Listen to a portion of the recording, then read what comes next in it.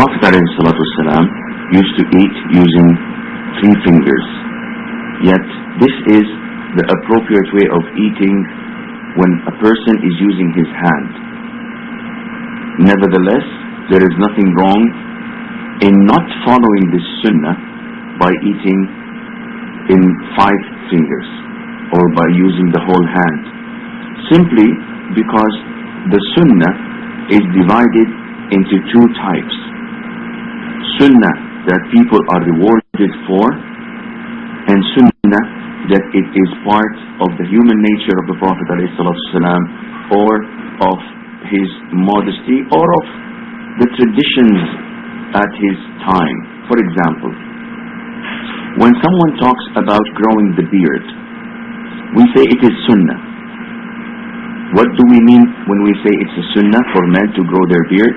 We mean that it is the way of the Prophet ﷺ, and a person is rewarded for doing it.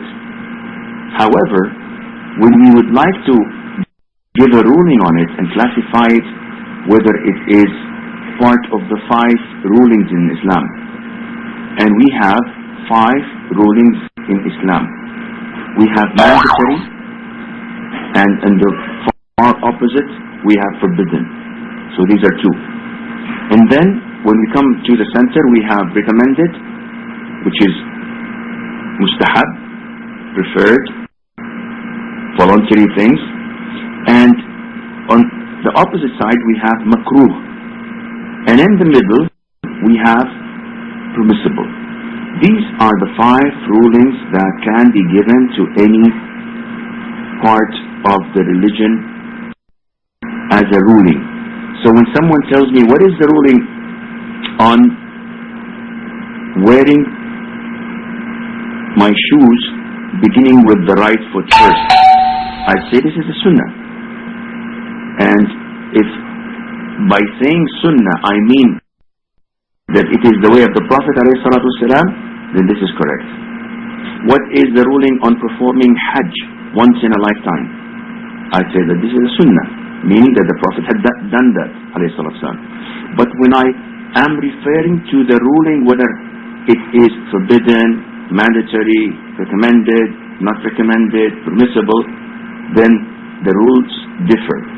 So when I come to the ruling on wearing my shoes using the right foot, this is sunnah. If I do it, I'm rewarded. If I don't, it's not a sin. And when I come to the ruling of growing the beard for men, this is mandatory.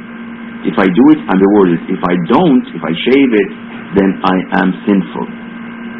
When I come to Hajj, if I do it, I'm rewarded. If I don't, I'm sinful, because it is one of the pillars of Islam.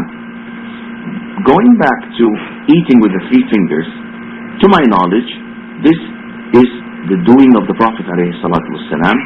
However, I do not recall any evidence in the Sunnah that states that one should use the 3 fingers when he eats, which makes it part of the traditions of the Arabs. So if I use 3 fingers, alhamdulillah. If I use 5 fingers, there's nothing wrong with that. If I don't use my fingers at all, and I eat using a fork or a spoon, again, I'm not doing anything against the Sunnah, or I'm not doing anything that I'm sinful for, because there isn't anything that states it is part of the Sunnah. And I'll give you another example, and I'll conclude my answer with it. If someone comes and buys a mule, and he goes to work riding on his mule, and he goes to the masjid riding his mule, when people talk to him, what are you doing? He says, well, I'm following the Sunnah. The Prophet ﷺ used to ride a mule.